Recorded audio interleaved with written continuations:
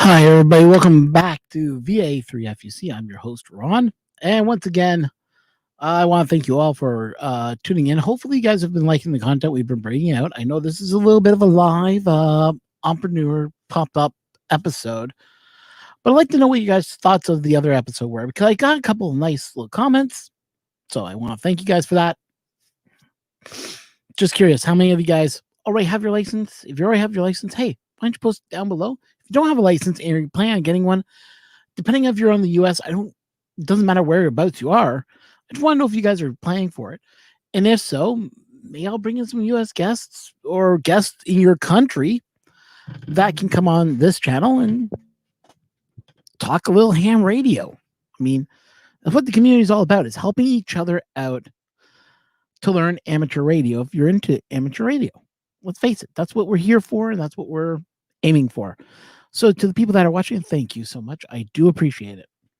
So today we're going to be going back into the Canadian exam because, one, I am Canadian, and number two, it's the exam I need to finish.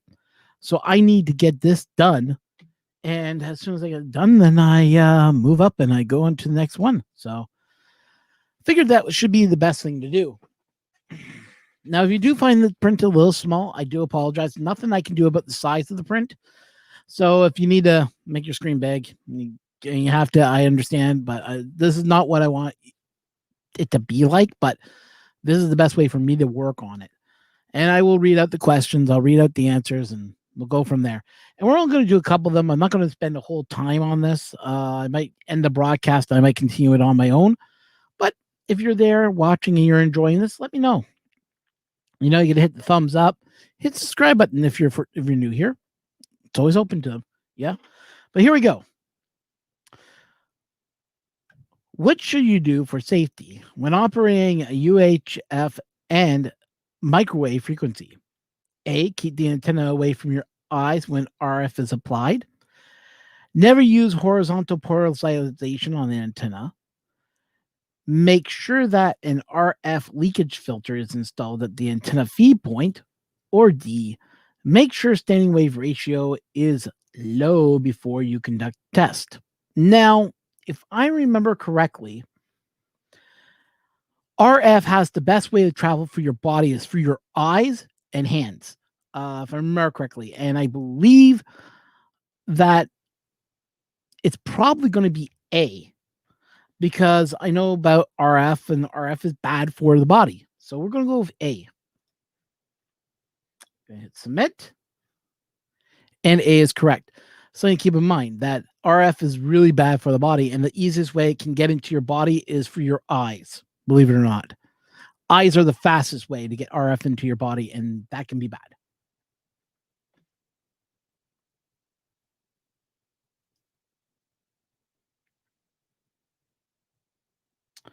What frequency is coordinated on UHF and VHF bands?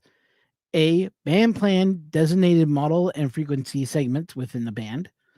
B, processed which seeks carefully assigned frequencies as to minimize the interference with neighborhood repeaters. Never heard that one ever used. C, section of simplex frequency to individual operators. Or D, a part of the planning prior to a contest.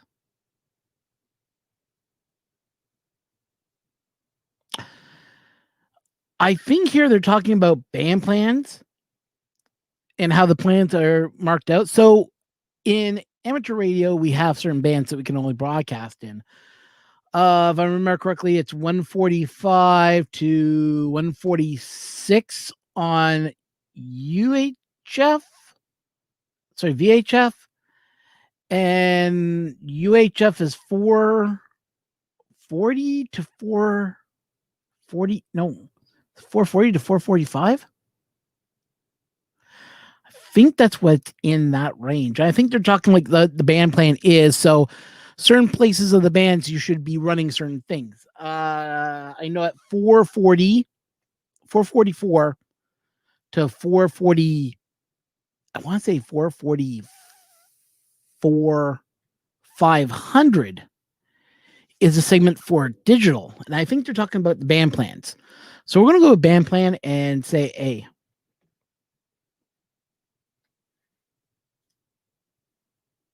Actually, it's B. Interesting. With neighboring repeaters. Did not realize that. I thought they were talking about band plans there. Because I know in the US, they have their own band plan system set up also. But anyways, I should post this up anyways. It was just after I got the first answer, so thank you so much, Scott.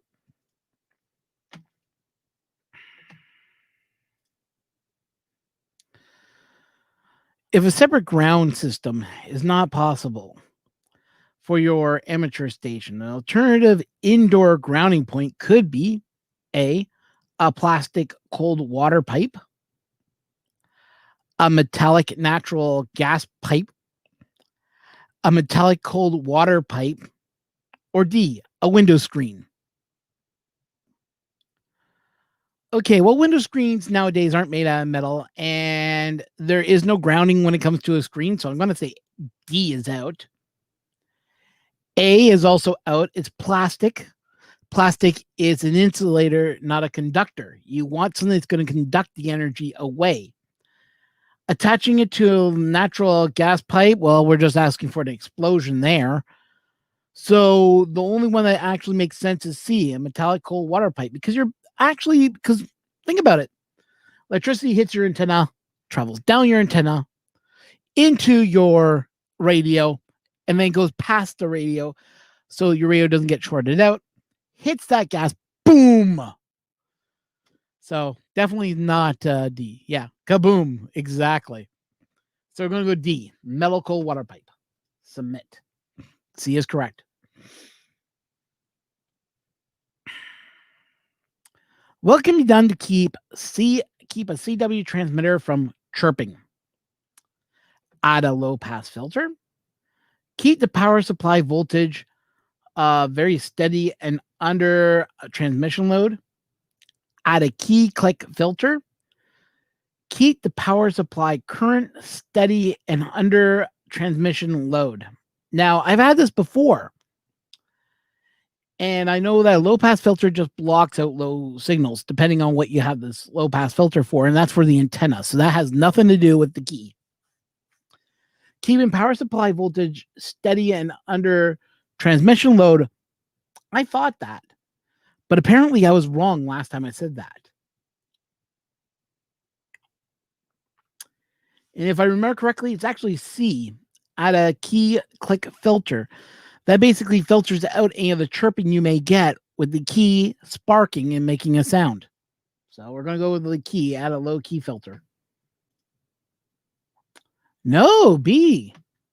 I answered B last time when it said from chirping. Interesting. Okay. So it is B. Oh, man, I may have thought it was this one. Keep power supply current very steady. Maybe that's what I was thinking. D was the wrong answer, and B was meant to be the right. Okay. So voltage, not current, voltage. So if you notice that both of these questions seem to be very same to each other, they do this on purpose to keep you watching. So if you see something not right, if you see like two questions, sometimes it's used as a trick to get you going. So in this one, they were looking for voltage, not current. So it's voltages, not the current. So keep in mind. Now you're probably saying, well, isn't CW not used anymore in ham radio, or you don't need to know CW? Well, you still need to know your CW. CW is still used in the tests, but also, there's still tests you can take to get your CW, and all you need is your basic to go get your CW. And there are some people out there that prefer CW. They don't like talking on the mic. They don't like voice. So there you go. Speaking of someone who's getting your CW, I believe, Scott, you told me you're getting your CW. Congratulations, by the way. Hopefully you do well on the test when that test day comes. So here we go into the next one. Number 5. How can you minimize the possibility of audio reflection on your transmitter signal? Ensure that all station equipment is properly grounded. Use a CW only. Install a bypass capacitor on all power supplies effectiveness, or use a solid state transmitter. Okay, audio reflection on your transmission signal. Reflection. Possible audio reflection.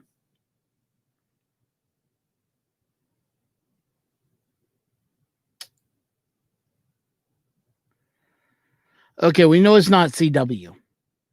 That's an obvious one right there.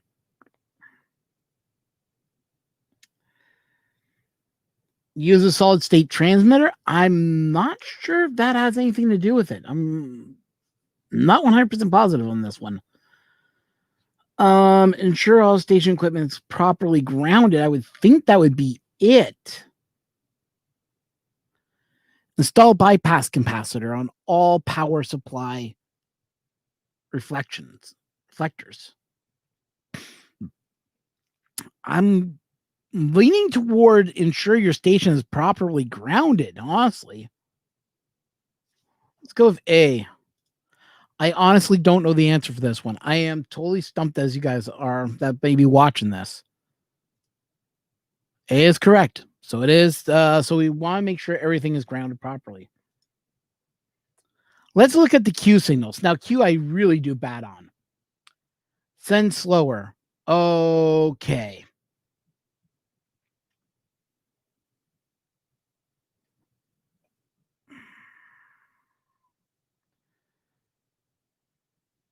Send slower is Q R. Is it QS? Is it QRS? Now, my Q signals I'm terrible at. I actually have a printout for certain Q codes that I hear all the time. Interference QRM. So I don't think it's QRM. QRN doesn't sound right, but it could be. QRL, I don't think so. QRS could receive slowly. So we want to send slow. I believe it's QRN if I remember correctly. No, it's QRS. Damn. Got that mixed up. Oh well. Off to the next one. In Morse code transmitter boards, bandwidth RF interference key clicks are heard in distance. This is produced by a sudden movement in the receiver's loudspeaker. S is for slow. Okay. We all sing at Q signals. LOL. Nobody uses them except the diehards in your hams. S for slow. See, I thought S was for receive slow, not for send slow. And that's why I got a little confused there.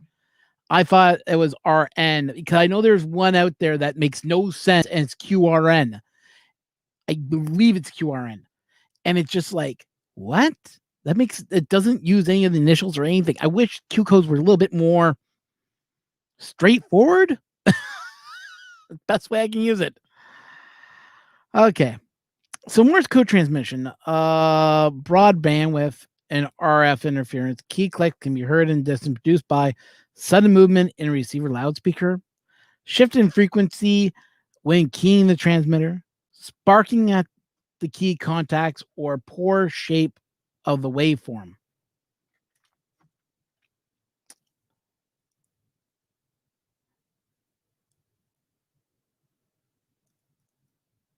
Sudden movement in receiver loudspeaker, I don't think is right because that makes no sense. Shift in frequency when keying the transmitter or spark at the key contact is the answer. But I think it's a poor shaping of the waveform.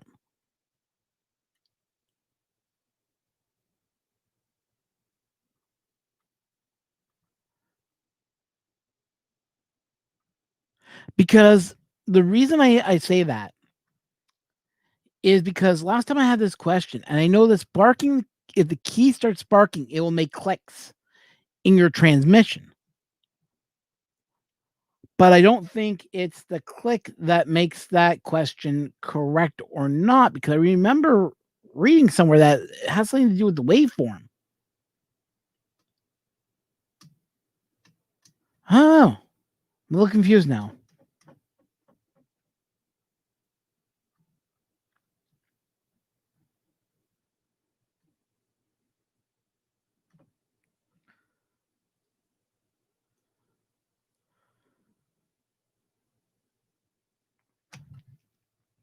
Waveform or this one. It's going to be one of those two. I'm kind of leaning towards B2, shift in frequency when keying the transmitter. That could cause it too. I am going to go with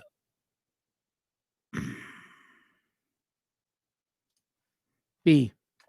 I have a feeling I got that wrong, and I have a feeling it's going to tell me it's going to be the spark of the key. Nope, shape form. I was right the first time. Waveform. God. Oh. Ba-da, ba-da. Wow. Yes, I need my own sound effect board. Put it ba-doo.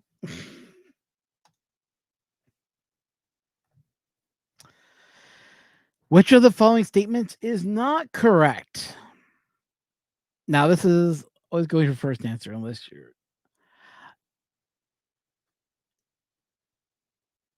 Yeah, and that's something you guys got to remember. Whenever you do your test, always go with your first answer unless you are 100% wrong. It's always something. Never double guess yourself, guys. I double guessed there. That was my fault. But if you guys are enjoying it, remember, hit the like. If you're not already subscribed, hit that subscribe button. Make sure that bell is set for all. That way you guys are notified when I go live. Just to let you guys know. That is an option you got to turn on. Anyways, back to the test at hand. Which of the following statements is not correct? An accredited examiner may recover costs of administering an exam. A disabled candidate taking Morse code test may be allowed to recite the examination in text mode in Morse code sounds. Examiner or disabled candidate may be given orally or tailored to the Canadian ability to complete an examination. A disabled candidate must pass a normal amateur radio certificate examination before being granted any qualifications. Which statement is not correct?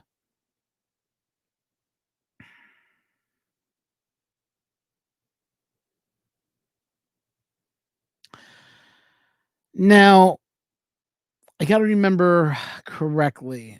Now, I believe these can all be done by giving Morse code sounds. I believe so.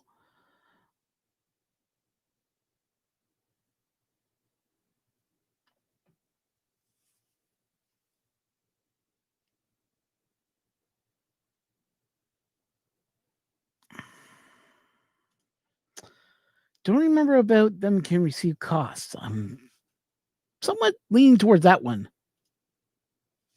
No, it's D. Must pass normal amateur radio certificate before giving granted of any qualifications. Now, this kind of interests me because it's kind of misleading. And I'll explain it this way.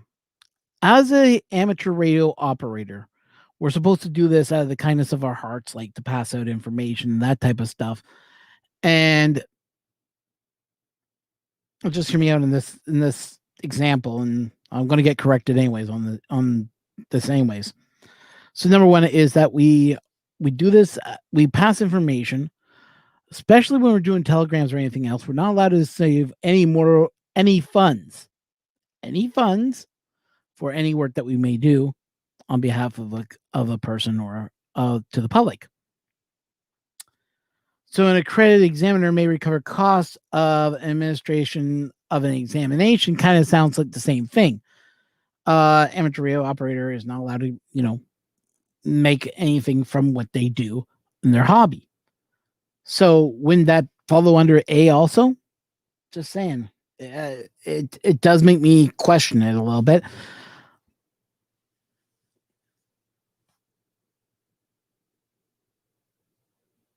Yeah, photocopies for printing. I can understand that. But when you look at this question, you got to ask yourself, it's a little misleading. Because this part here, a disabled candidate must pass a normal amateur radio certificate examination before being granted any qualifications. But we're asking the other question, a disabled candidate taking Morse code can make it in beeps and dahs.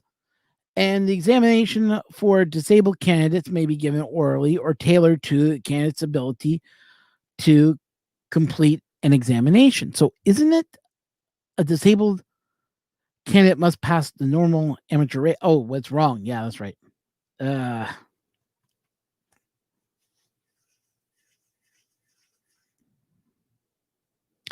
Okay, I see what you're saying. Okay, cannot pass the normal examination so that they can get, okay. So this makes more sense now. So as Scott pointed out,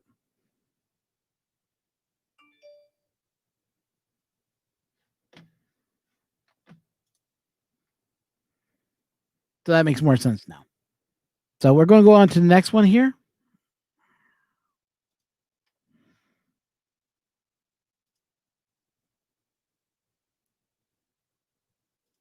Thanks, Scott, for clearing that up. Now I understand what they were looking for.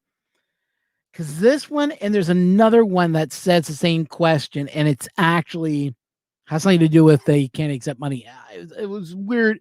There's two of them that are like this. Then one is one side and one's another one. I ran into it and I've seen it, and it usually confuses the living crap out of me which one they're looking for. Strength of the magnetic field around a conductor in air is, oh crap, something I don't remember.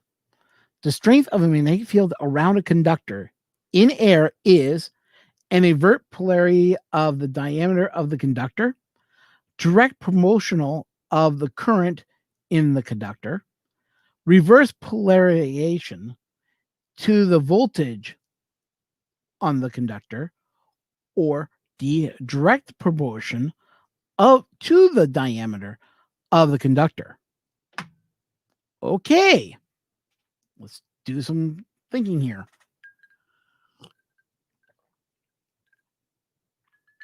I'm going to pull something out of my butt. Let's see what kind of sounds right. Inversely proportion of the diameter of the conductor. I don't know. Direct proportion of the current in the conductor, or an inverse polarization of the voltage on the conductor. Okay, so I'm leaning probably towards B or C.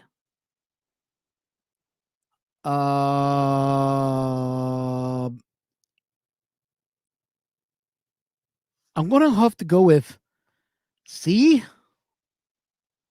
Submit. B.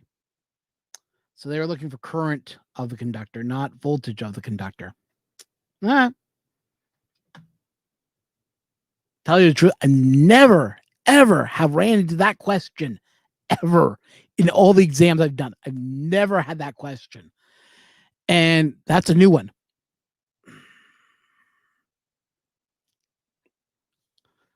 Oh, this is a fun one. So the department that is responsible for administration of the Radio Communication Act is A, Communication Canada, B, Transport Canada, C, Innovation, Science, Economic Development Canada, or C or D, National Defense. Okay, so this is where it becomes fun. When I was first getting my exam, it was always ran by Transportation Canada. Never understood why they didn't have Communication Canada run it. But no, it went into Transportation Canada, which made absolutely no sense to me whatsoever. But we know that recently changed over. So now it's in the hands of Innovation, Science, Economics, Development of Canada, not National Defense.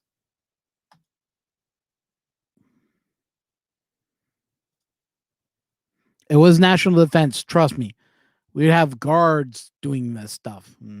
Army men teaching us ham radio, not us teaching others about ham radio. To the three that are watching, thank you so much for sticking around. Hopefully you're having fun and learning something along the way and enjoying this as you watch me do horribly at an exam. And I do this laughingly because, well, I'm getting better. I did the exam last night, just did it like a random couple cue cards, and I was getting close to 84% of my knowledge is still there. So these questions, though, these are a lot of new ones I'm not run into before, or I've just forgotten which is the right answer they're looking for. And it's just doing this over and over again. So it gets drilled into my head. Okay, here we go. A low-pass filter in an HF station is most effective when connected as closely possible to the antenna, midway between the transceiver and antenna, as close as possible to the transmission to the transceiver's output, as close as possible to the antenna tuner output. Okay, so low-pass filter is to stop low signals from coming into your transceiver. It's added usually at the antenna input output on your radio. So I'm going to say as close as possible to transceiver output. Not in between the receive. Well, actually, the receiver and antenna makes more sense because you got the line coming in. So here's your transceiver, here's your antenna. But I think just saying midway. So as the wire's going down, it goes through the filter and then goes into your radio. As close as possible, I think, to the transceiver output is what we're looking for. But I have a feeling it's going to tell me no midway. No, I got it right. Congratulations, Ron. As close as possible to transceiver output. So here we go into practice number 12. Right now we are doing okay. I've gotten 5 out of 11 right. That's not good. Ugh. Hey, VK3G. Sorry, that's that'll be Vector Victor Echo 3 Golf Kilo Tango. Hey, welcome. Hopefully you're enjoying it, and hopefully, yeah, you're gonna watch me kind of flunk it up and screw up, but hey, I'm having fun doing this anyways. And it's a great way to get others, to get in that place.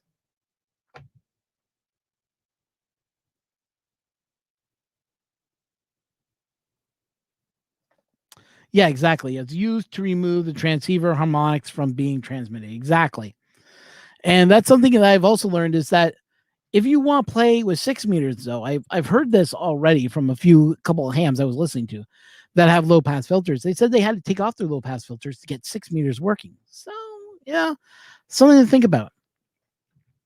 I've heard, not guaranteed, but I have heard from a couple of hams that were saying, oh, 6 meters been opening up like crazy. And well, I had to take my low pass filter off to get it to hear it. So that's kind of interesting fact to keep in mind. And yeah, the 6 meter band's called people call it the magic band because when that thing opens up, it's like you got like such a limited amount of time, but the contacts, wow.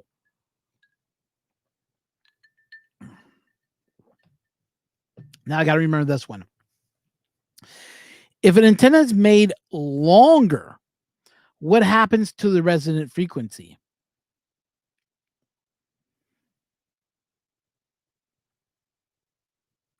Ah. Oh, really? It's at 49 megahertz. I did not know that. Thanks for that information. Anyways, onto this one because I got to answer this one. So, if an antenna is made longer, what happens to the resonant frequency? Now, if I remember correctly, it does change. And I believe if it's increased, made longer, it increases. The SWR will go up if you try to transmit a frequency it's not tuned for.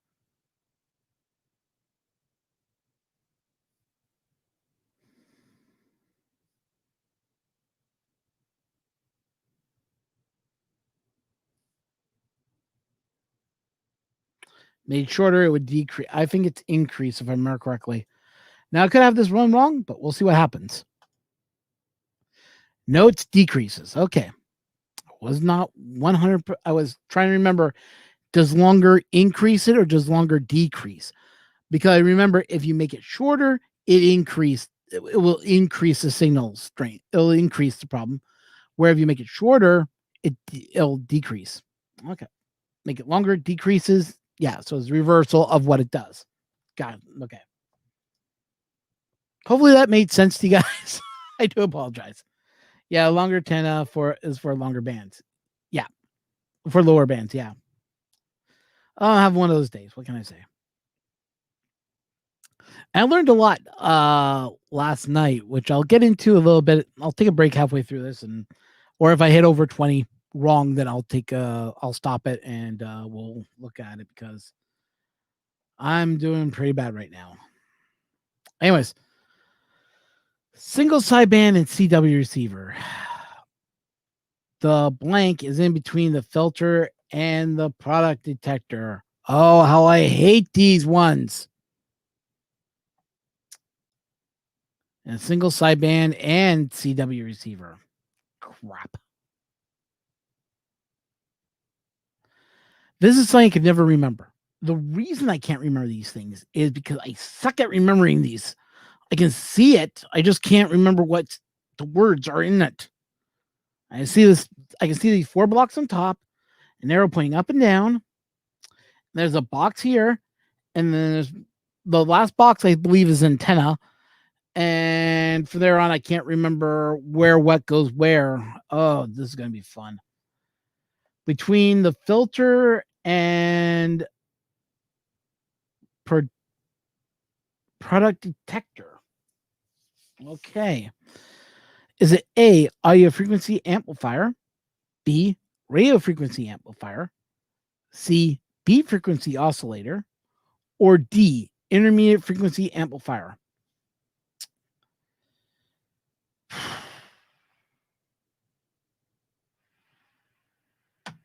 Three are wrong, one is right.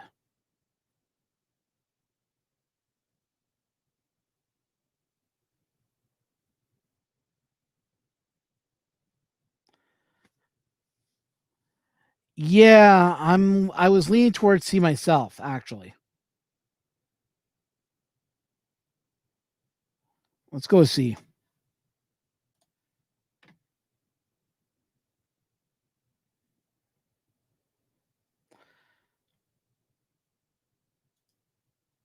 That's actually the intermediate frequency amplifier. Let's have a look at that.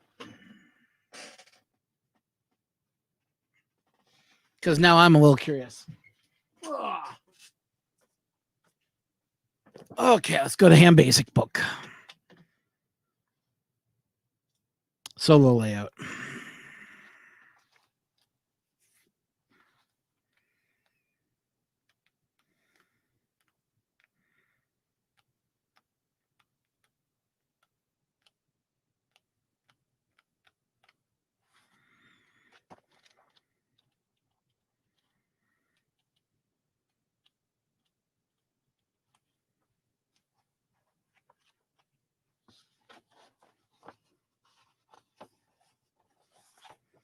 No, I was leaning towards C myself. I didn't think it was an amplifier.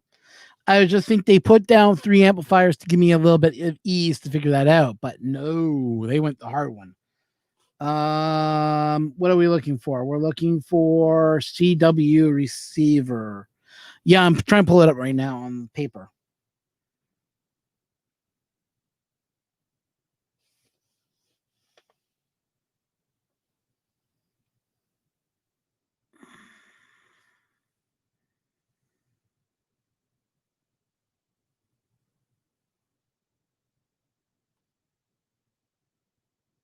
CW transmitter. Oh, here it is. SSB CW transmitter 137.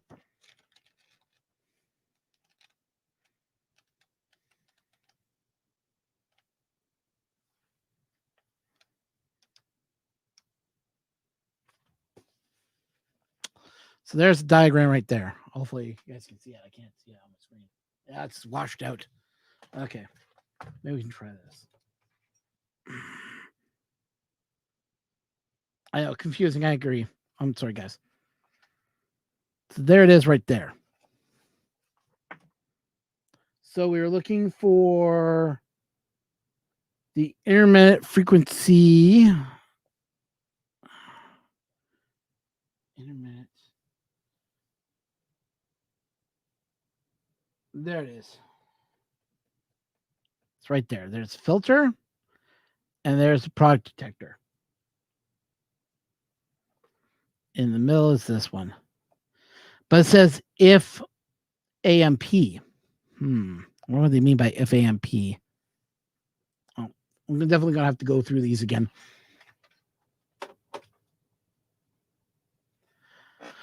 Don't kick yourself off, Joseph. You know what? This is the book I use. This is how I study.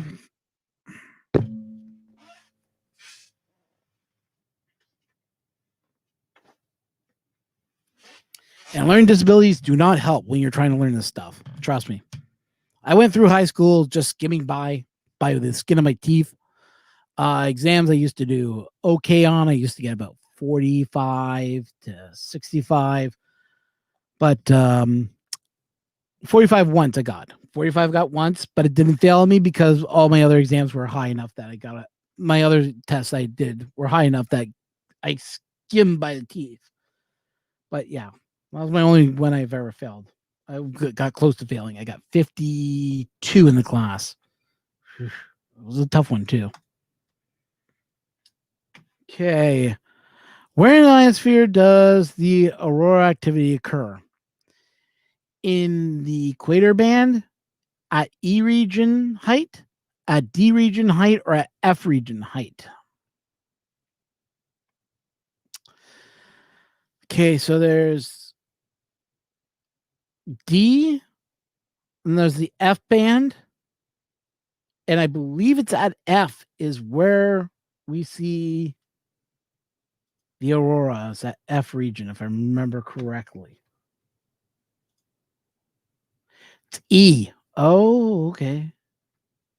That E region. I thought it was F region. Oops. All right, here we go. If regulation says that an amateur service is... Oh, wait a minute. I forgot to bring this up to you guys. I do apologize. Let me bring that back up. There we go. If regulation says that the amateur service is secondary user of a frequency band and other services are primarily user, what does this mean? What? If the regulation says that the amateur radio service is a secondary use of a frequency band and another service is a primary user, what does that mean? Nothing special. All users have the frequency band, have equal rights to operate. Amateurs are allowed to use the frequency band only if they're not causing interference to primary user. Amateurs must increase signal power to overcome interference by primary users. Or D, amateurs are only allowed to use the frequency band during emergencies. I think this falls in the 220 band because there are electronic devices that use 220 megahertz. I don't think it's nothing special.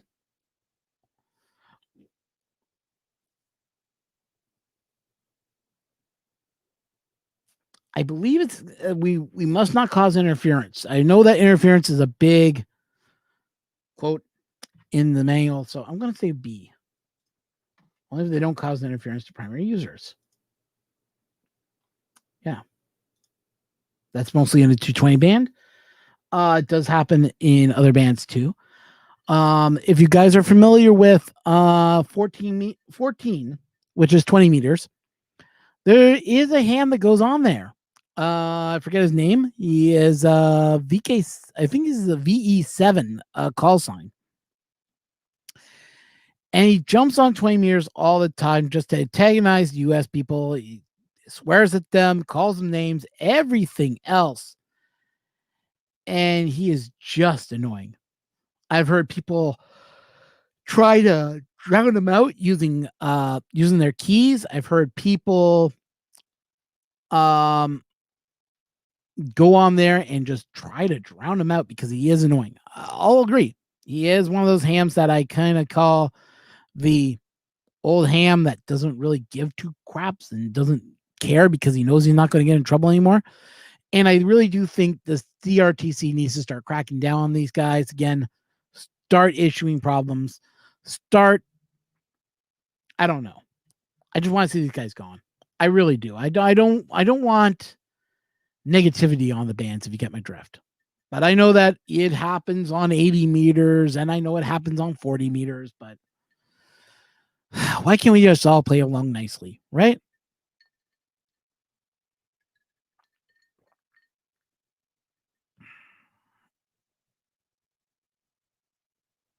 I think 60 mil, it's shared with military. I did not know 60 meters was shared with military. Interesting. Okay.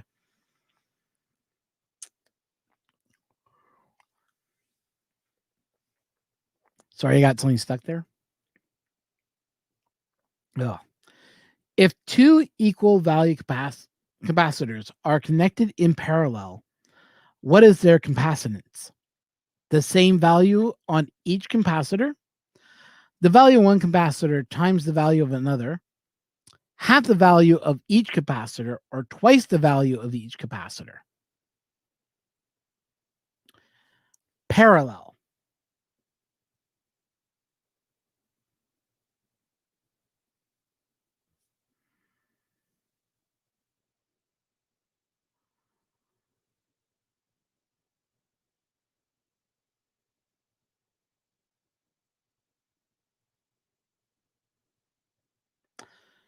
If it was in series, I know it'd be double.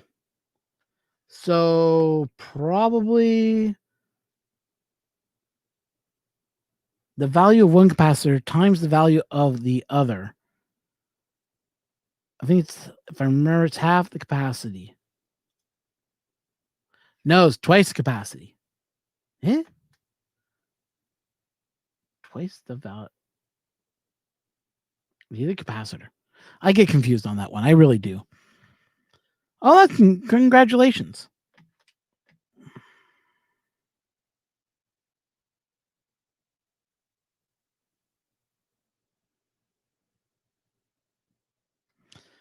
Who knows? I'm glad that you're liking POTA. Hopefully, you putting out some videos of your POTA trips because that would be awesome to see. If you have like just even if you got like a little, like a cell phone, something like this, and you're just filming yourself doing some contacts just to put it out there, saying, "Hey, I do POTA too. Check me out." That's going to be awesome. I'm hoping to get in contact with a company very soon about something. And I'm just going to make contact with them. I'm not looking to get anything out of them. But if they're willing to come on and talk about batteries with me, and I'm looking at this as a ham radio side of stuff, and they want to send me a battery, I'll more than happy enough, put it to use. But I'm not expecting anything from them. I'm just going to hit them up and ask them, if I can have a interview with them about batteries and talk about, battery usage, and see if they got someone that can answer my questions as being a ham radio operator, could give me more information. Like, what does watt hour usage and that type of stuff goes in,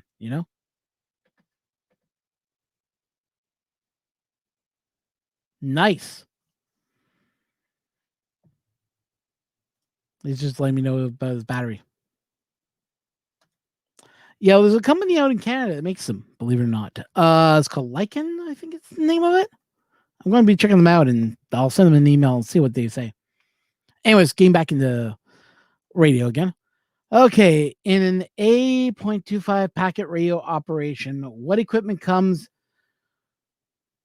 to a terminal node connector? Okay, a DMF pad and monitor and transceiver, computer, possibly GPS receiver, transceiver and modem, a DMTF microphone, monitor, and transceiver.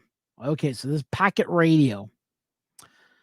So if it's packet radio, it's usually transceiver and modem that's mostly used, if I remember correctly. Oh no, they were looking for a possible GPS. Okay. Granted, possibly a GPS receiver. But in most cases, isn't it just the transceiver and modem?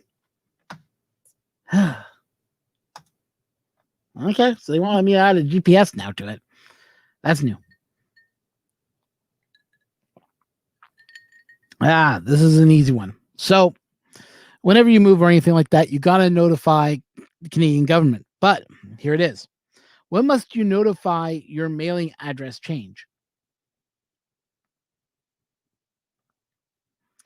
So you must contact the Innovative Service Science Experiment Development Canada to provide details of your address change, contact an accredited examiner and provide your address change, write the amateur organization advising them of your new address change and closing your certificate, or your telephone your local club giving them your new address. Well, I think that's obvious what it is. You contact an examiner. You contact the governing body and tell them your address change. Kind of obvious. Let's see. The FTDR3 is an example of transceiver, APRS modem, and GPRS. Yeah, but the question was, what's the minimum? Yeah, it's usually what they're looking for in these questions.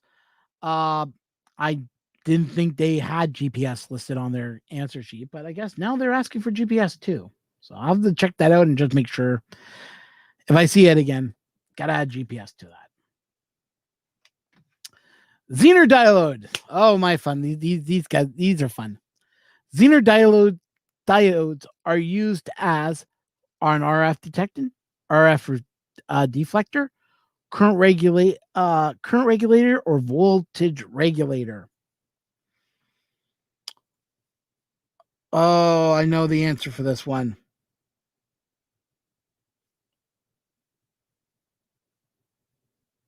I know it, but I can't remember which one is which.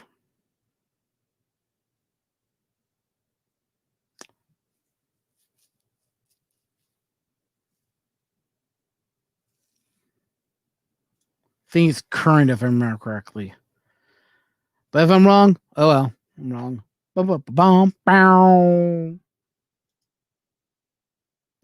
Wrong. It was D, voltage. When it's voltage, I think current. When it's current, it's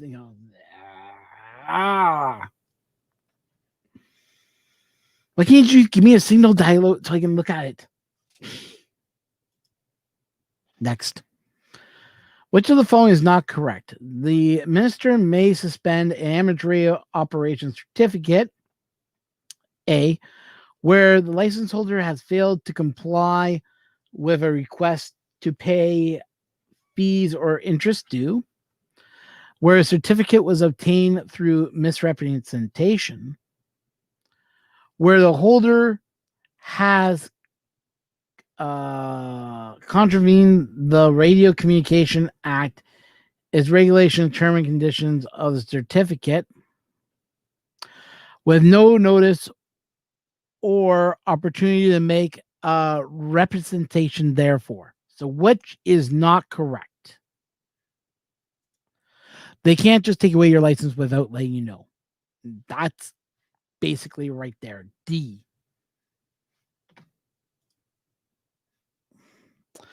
They have to give you written, mailed, and contact you to let you know that your license is being revoked because you haven't done A, B, or C. I.e., you paid for your license, basically, is what it's saying. When switching from receive to transmit, the power supply should be off. The transmission oscillator should be turned off. The receiver should be muted. The receiving antenna should be connected. What?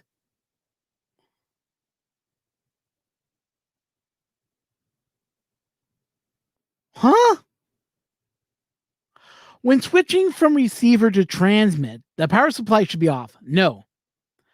The transmit oscillator should be off. The receiver should be muted. The receiver would be turned off and the transmitter would be turned on. Wouldn't it be?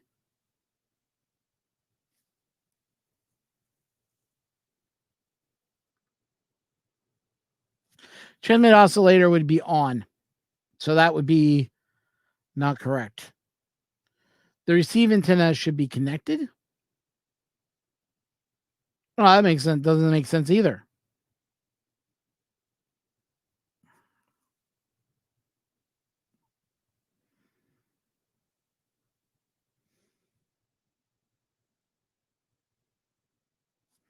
Why would the receiving antenna be on?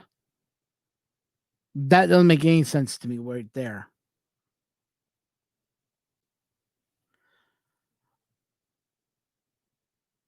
Because if you're trying to receive, but you're transmitting, then the antenna should not be in receive mode.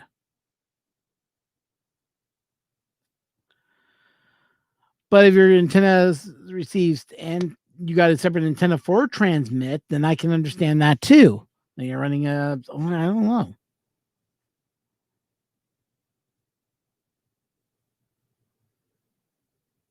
I would think the receiver should be muted.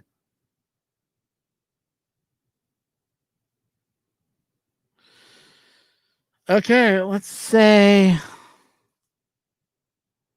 C. C is correct. Okay, next question.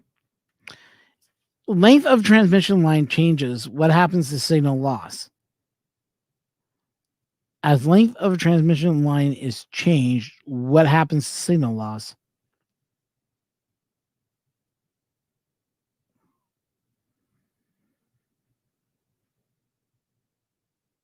Okay, was it lengthened or was it shortened?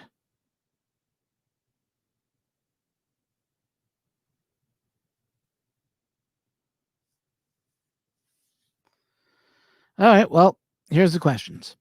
Signal loss increases as length increases. Signal loss decreases as length increases. Signal loss is the same at any length of transmission line, or signal loss is least when the length of the same signal as the signal wavelength. Well, as your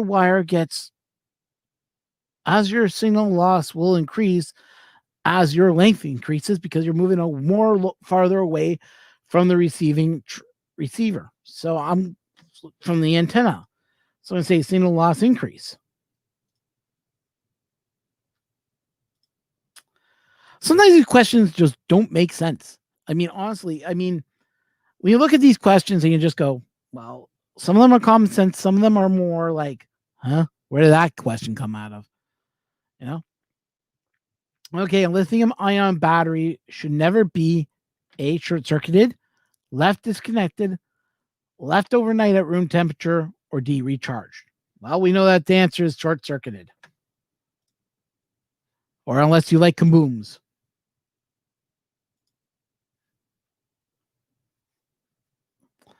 The advantage of a carrier suppression in a double side band phone transmission. Okay, what is one advantage of carrier suppression in a double-sided phone transmission? Great modulation percentage is obtained with lower distortion. More power can be put into the sideband for given power amplified capability. 1/2 of bandwidth is required for the same information content. Simpler equipment can be used to receive double sideband suppression carrier signal.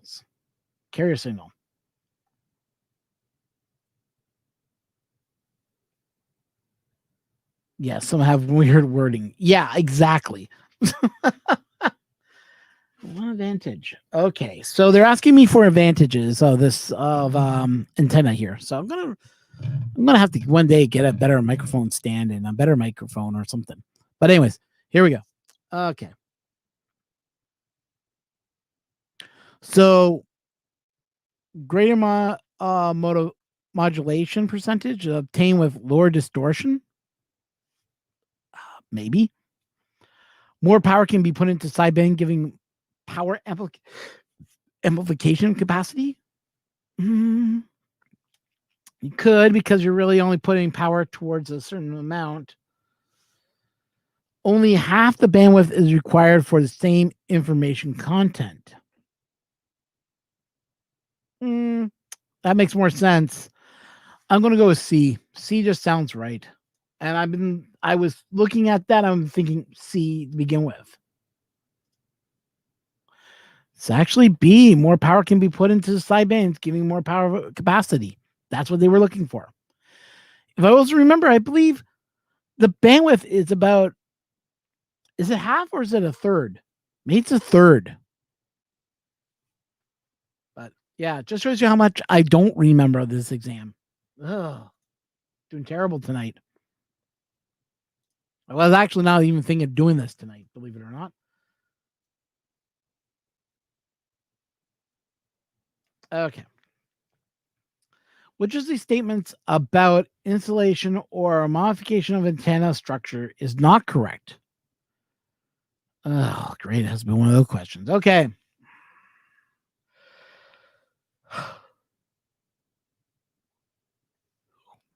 A. Innovation, Science, and Innovation, Science, and Economic Development Canada accept radio amateurs to address the community concerning a responsible manner prior to installation, for which the community has concerns, could be raised at a radio amateur, maybe rather to consult with their land use authority. C. Canadian amateur may erect any size of antenna structure without consulting neighbors or local land authorities. This one I have fun. And D. An amateur must follow the Innovation Science Technology Development Canada antenna setting procedures.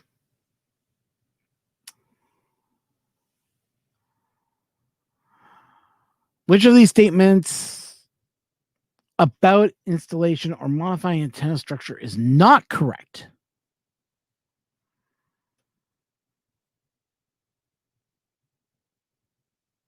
I believe it's C.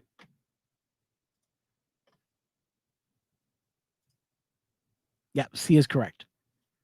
So you're saying AM carrier has a lower. Okay, let's have a look at this. AM has a carrier, a lower sideband, and an upper sideband. If you eliminate the carrier, more power is decayed to the sideband. That's what I'm misunderstanding. Oh, thank you so much for clearing that up. Because I thought about it. I was like,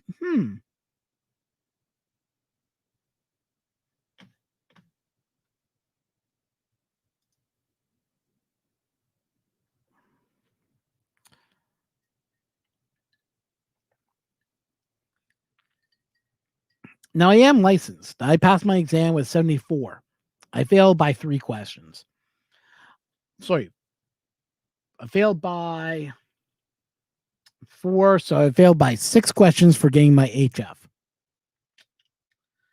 The funny thing is, I talked to anybody that knows me, knows that I have a fairly good knowledge on the HF bands. I understand what the HF bands do. I understand how they work. It's just getting knowledge out of here and putting it to paper. That's my problem.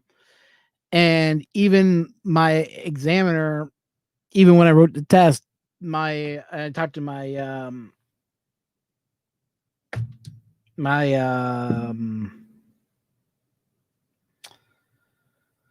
the president of the club. He was like really impressed that I was able to get all that down. Learning disabilities are not easy to deal with, and me having that learning disability, which is ADHD, it tends to have its little, what's the word I'm looking for, demons attached to it. Not an easy thing to get over, but I passed my exam, but not enough. Just short a few questions. I was like, Oh, and they're probably ones I double guessed myself on. Granted, but when you're there, if I just clicked on the ones I thought were right, I probably would have failed it even worse, because some of them I did change were correct to change them over, because I read it something in another part of the exam when that answers that question. Go back, read it. Yeah, wipe it out, change it.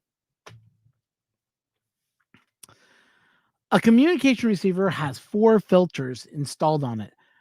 This representatively designed as a 250 hertz, 500 hertz, 2.4 hertz, and 2.4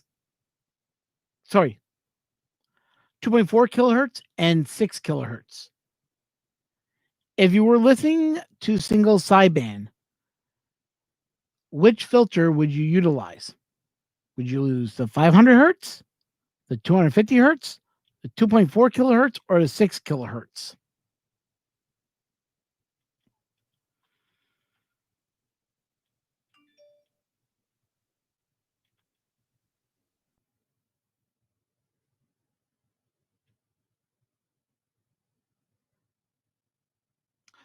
So I'm trying to remember. I know with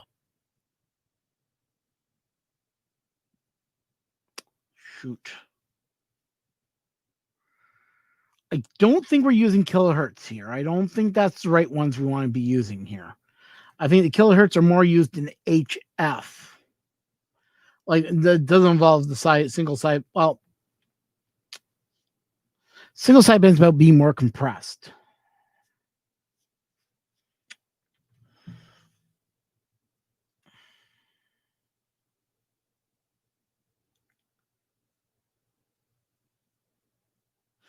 Lean towards A right now.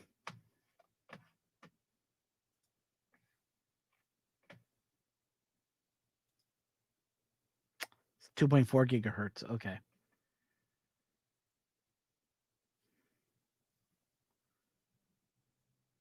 Yeah. See, I thought it was 500 hertz was the size. I guess I misunderstood what they were looking for. I have to go over my exams again. That's for a fact. So I'm already sitting not good. I must admit, a lot of these questions I've never run into before.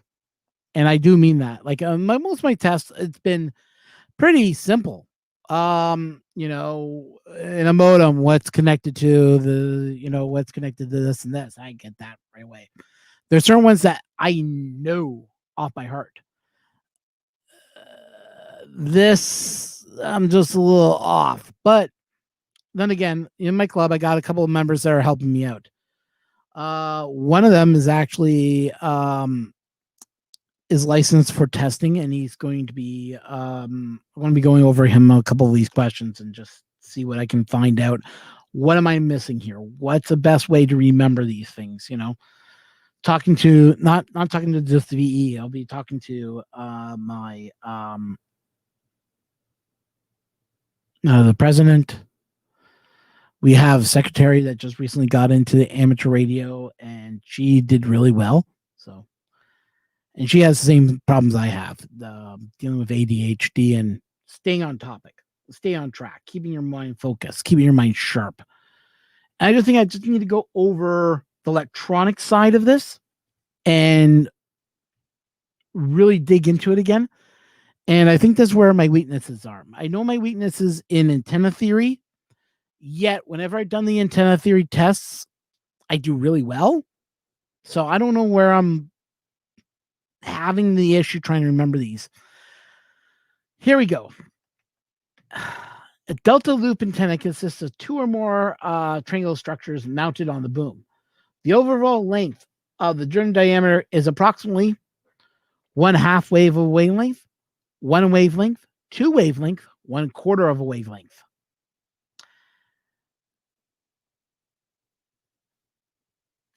I believe it's 2 wavelengths, but I'm going to get this wrong. I know that. I'm okay with getting it wrong. 1 wavelength. Which of the following quantities should be multiplied together to find power? Okay. inductance and capacitance, voltage and current, voltage and interference, or resistance and capacitance. Circle. What is Ohm's law? It's Ohm's is power is the top. Resistance, voltage equals power.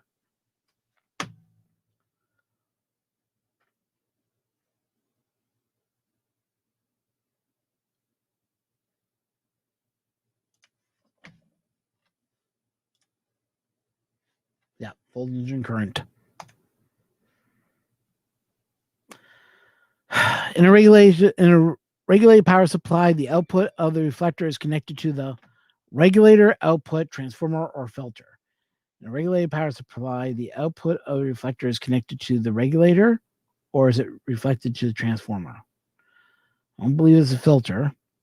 The output of the rectifier is connected to the what? The output or transformer? It's transformer. Filter is what they were looking for. Damn it. Why can't family members without qualifications used transmit using your amateur radio station? They're both alone. They're alone with your equipment. They must not use your equipment without your permission. They must hold suitable amateur radio license before qualified before allowing the to be controlled operators. They must first know their ability to cues. They must know how the frequency emission modes. B, they must be suitable amateur radio operators to use amateur radio operator equipment. Next. An SWR meter measures the degree of matching transmission and antenna line by comparing forward and reflective voltages, by measuring the conductive temperature, measuring the radio RF, or inserting a diode in transmission line. Well, we know it's not D. Measuring the radio HF energy, measuring conductive temperature, comparing forward reflective voltage. Forward and reflecting voltage, but it's RF energy is what's part of standing waves, isn't it? Oh, no, one voltage. Okay. How long must... Okay, now this I don't remember. I think it's every 30 minutes at the beginning and end of a transmission contact, or once every transmission. Beginning and end of each transmission. Beginning of a contact, and at least every 30 minutes after that. After that, if I remember correctly, it's A. Oh, no, they were looking for B.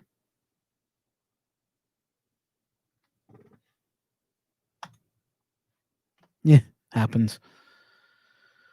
Okay. I'm just rushing for this right now because I noticed that we are only at 33 and we have now officially failed it.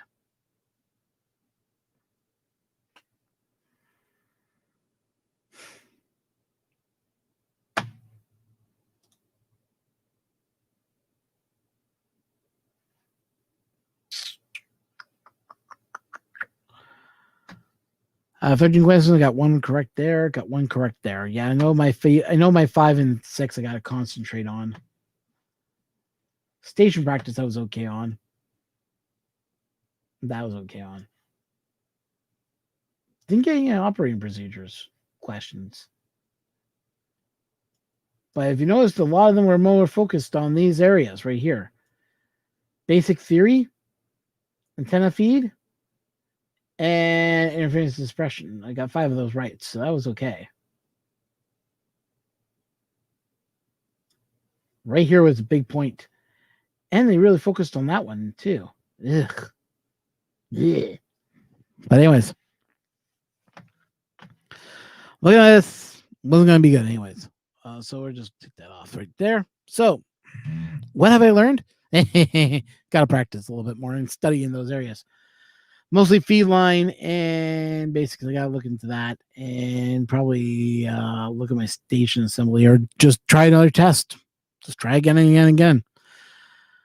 I decided to do this one today online just to say hi to you all and just give you guys an update what's going on with the channel and, give myself a test and run it through it. I wasn't going to spend a whole, like I said, wasn't going to spend a lot. Yeah.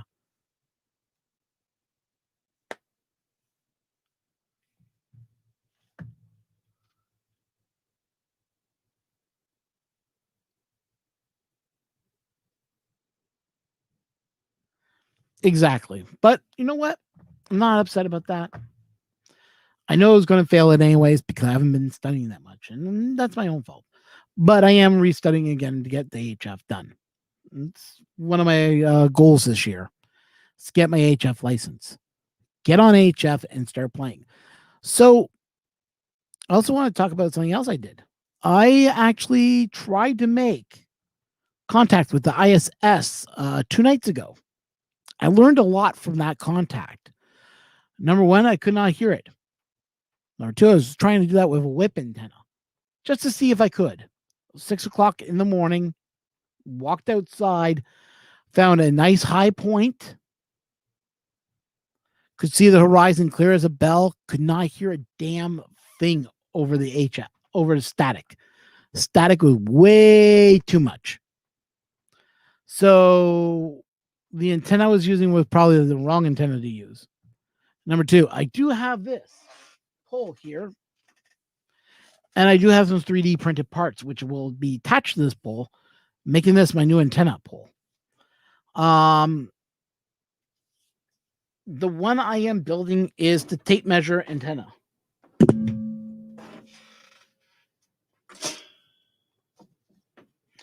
The reason I haven't built it yet is because I need to get myself if anybody knows, a nano VNA for doing any antenna tuning on this antenna, just to make sure that I don't go sending. I have some weird some weird RF going on, and that fries my radio. I do not want that. But at the same point, need to pick up a nano VNA to do that because they're one of the cheapest versions than buying a antenna tuner. Now, don't get me wrong. I wouldn't mind having a rig expert or something like that to play around with to do that with.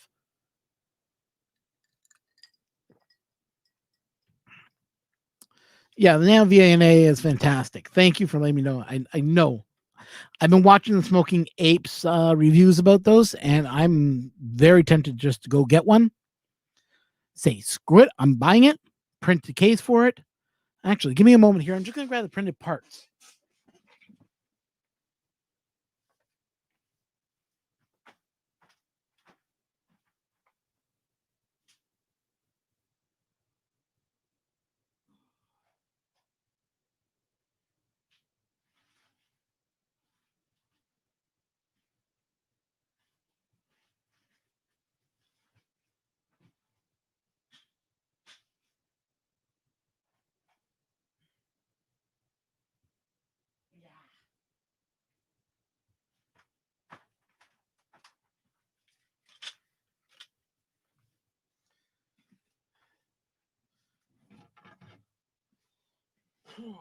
Oh.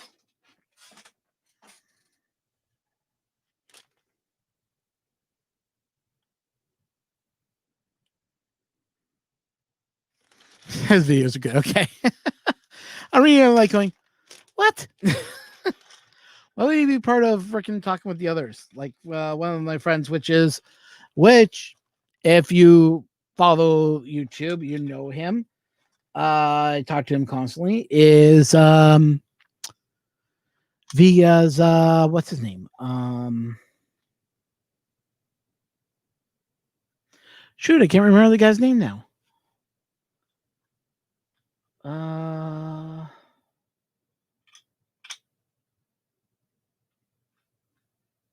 KMRD, Mike.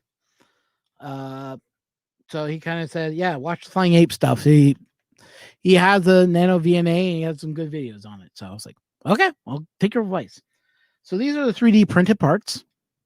So what the idea is, you put your antenna, you put your measuring tape in there to build the measuring tape antenna.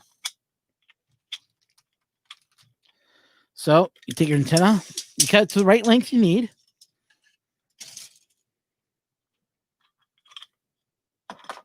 This will go in between it, hold it in place.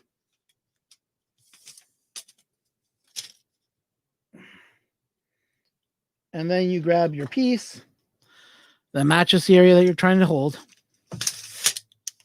You print it there, and that's it.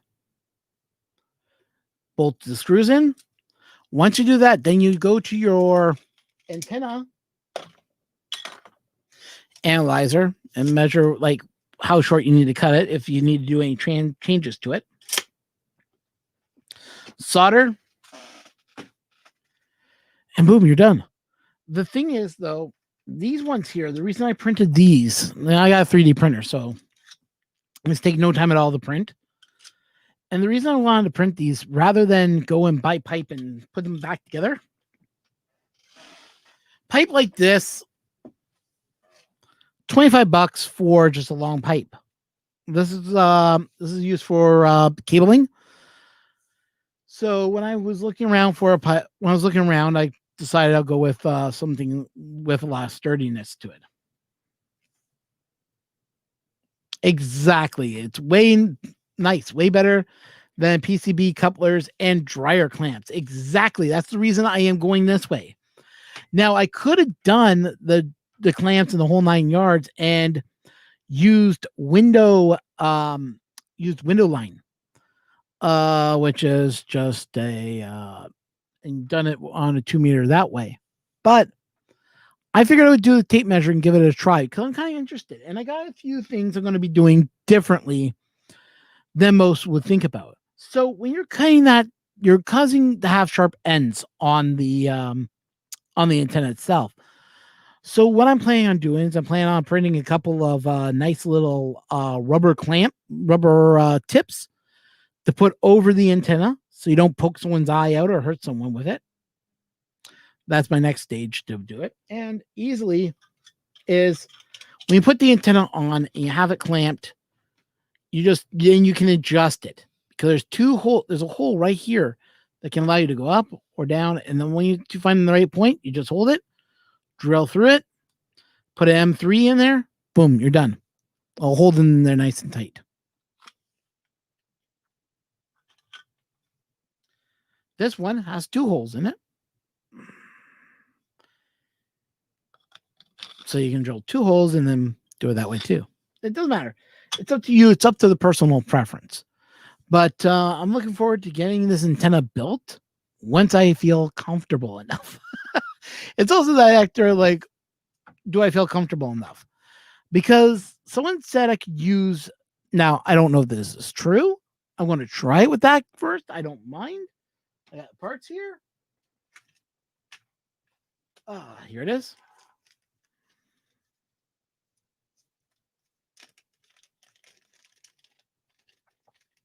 And it's easier to find this cable than anyone else. I was told try using an SMA to a RGB6 cable, which can carry the right amount of ohms. So bought the right cabling, took it up to my radio because I have one of those kind of the Chinese style radios. So you have to use that SMA female to a male to male, or is it female to female? Yeah, it's female to female. Because males are on the, well, whatever. You guys get draft. So I'm gonna try that. Gonna print some nice cap for the top. Once I get it measured out what I need, print a handle for it. Maybe I'll have a secondary handle on it. I don't know yet. Maybe I'll print a little clamp that I can clamp my radio onto it so I can easily adjust it so I don't have a lot of loss in the cable line. So I can aim it and follow satellites and whatever. Yeah, center pin. I know that. And since center pin comes up, I believe that means male. And if it doesn't have a center pin, that's female, correct?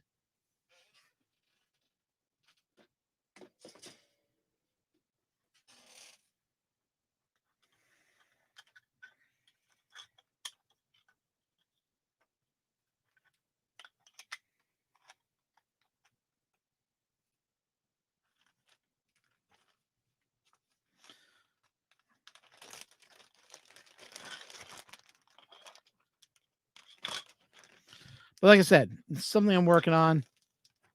Yeah, sounds right. Yeah. It's always trying to marry male and female. So why couldn't make the genders a lot more easier? I don't know. But anyways, so also I'm planning on setting up another website to make these available for you guys. This is not the call sign. This is my call sign. So this would be changed to whatever your call sign is. So to make one for VE3 G KX, that'll be on there. I've sold a lot of these already to members of my club. They all love them. They really love the build quality. They say it looks good. They feel it looks nice on their walls and hangs nicely. So if you guys are looking for something like this, give me a call and I will help you out with ordering one of these, because I do these by mail. I will mail them out to you. If you're in my area, then I would just, say, okay, let's meet up, location, boom, here you go. They're done. That's it. But if you're interested in ordering one of these, I charge about $25 Canadian. Shipping is extra. So keep that in mind. I don't know how much these things are going to cost to ship, but they do take a fair amount of time for me to make these and to get them up and set up. So it's not the amount of money that costs to make it. It's the time and effort it takes to get these going. Because it's loading filament, unloading filament, loading filament, unloading filament. It can take a little bit of time, especially when you have to do like 3 changes in this one. So 1, 2, and then this gray part is the 3rd change. And I'm actually experimenting with a new color, a glow in the dark color. Ooh. To see if I can make this, instead of it being in color, all you see is a green glow on it. This is 3D printed on a 3D printer. So if you're interested in 3D printing, my other channel, which is Canadian Maker Project, CMP for short, you can look it up on YouTube. Same logo as I use for the VA3WC. It's my same logo. I just changed it to be, to represent who I am. I'm a Canadian. My call sign is a Canadian call sign, so I use the Canadian symbol. Canadian Maker Project is an idea that I came up with because I am Canadian. 2, I am a maker. And number 3, I have made a couple of projects already that I haven't never showed. This is one of my big ones right now. I've been having a lot of people have been requesting these things. So if you're interested, hit me up on my email. You can find me at let me see if I got the banner here. Banners. You can join my Discord. I do have a Discord. That's rolling right there. Just trying to see if I have one here for me.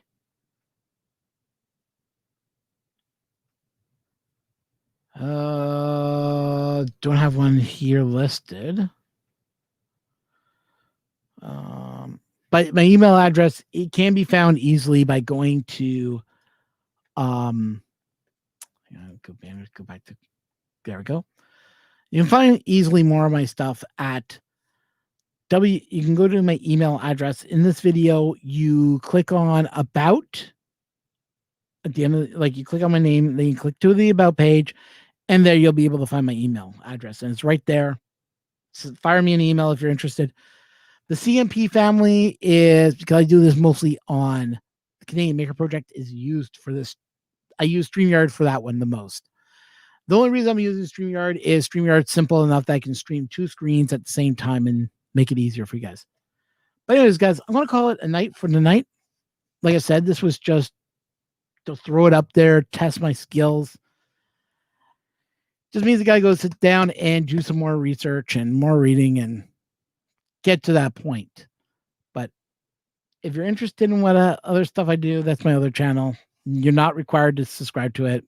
But if you're interested in what is a 3D printer, what is 3D printing, there's a few videos up on there, very beginner information. One was stop before you buy your first 3D printer to understand what 3D printing is and how it works.